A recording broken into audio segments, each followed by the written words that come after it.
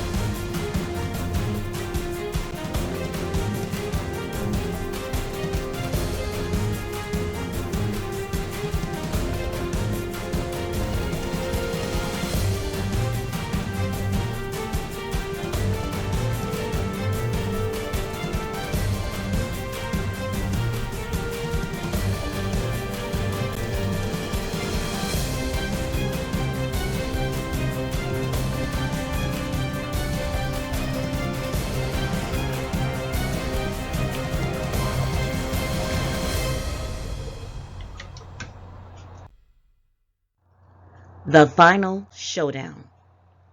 The final showdown took place last night in Nashville, Tennessee. Donald Trump and Joe Biden went head-to-head for the last time.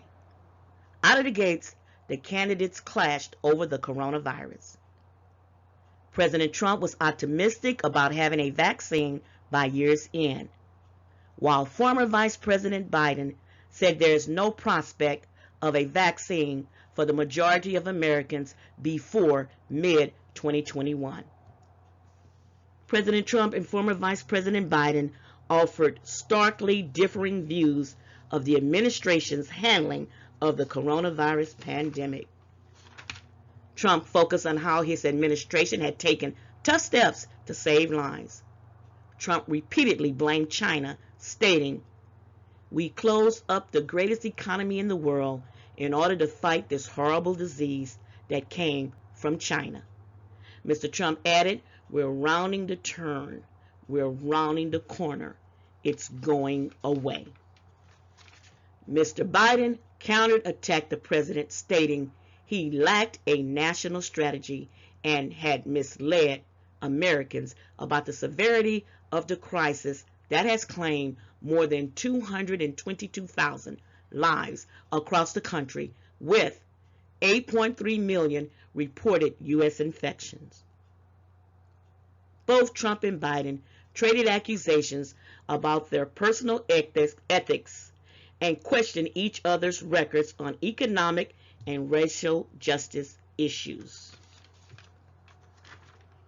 Last night's meeting was less combative than the pair's first 3 weeks earlier, as their microphones were muted at times. There were moments of fiery exchanges on certain topics such as race relations and the separation of children from their families. Mr. Trump was put on the defensive over a news report that the parents of more than 500 children separated at the border haven't been found. For me, the most memorable quote from last night's final debate, first from former Vice President Biden, who stated, "Anyone who's responsible for that many deaths should not remain as President of the United States of America." From President Trump, who said, "The country cannot remain locked up. We can't close up our nation, or you're not going to have a nation." In closing, whether the debate changes the dynamics of the race is unclear. Polls indicate most voters are already locked into their choices.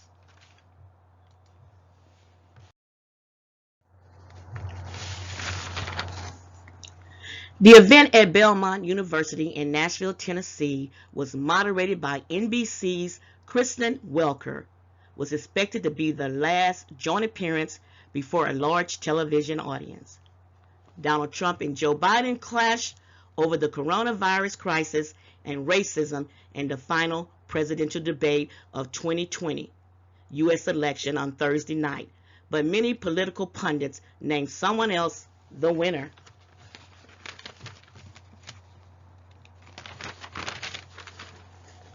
Moderator and NBC White House correspondent Kristen Welker, 44, the only person of color chosen to moderate presidential debate this year, quickly earned plaudits as the event unfolded in a calmer and less chaotic manner than the first presidential debate in Cleveland. The winner on Thursday's night debate was obviously Welker, tweeted by New York Times opinion watcher Janelle Bowie. Congratulations, Kristen.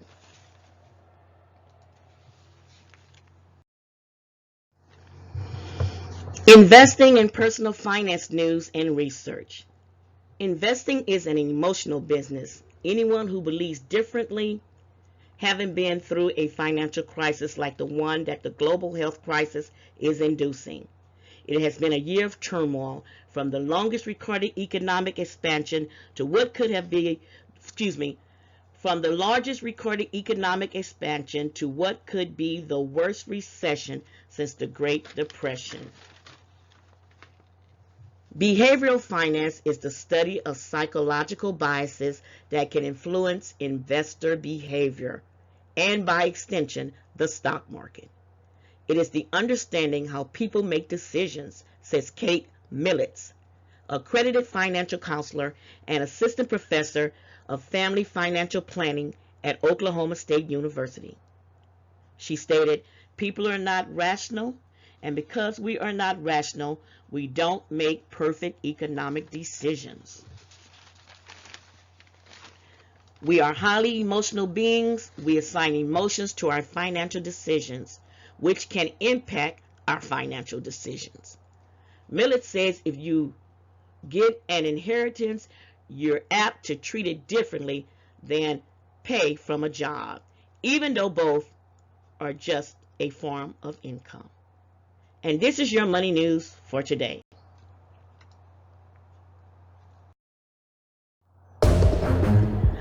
This concludes our top stories. Thank you for watching.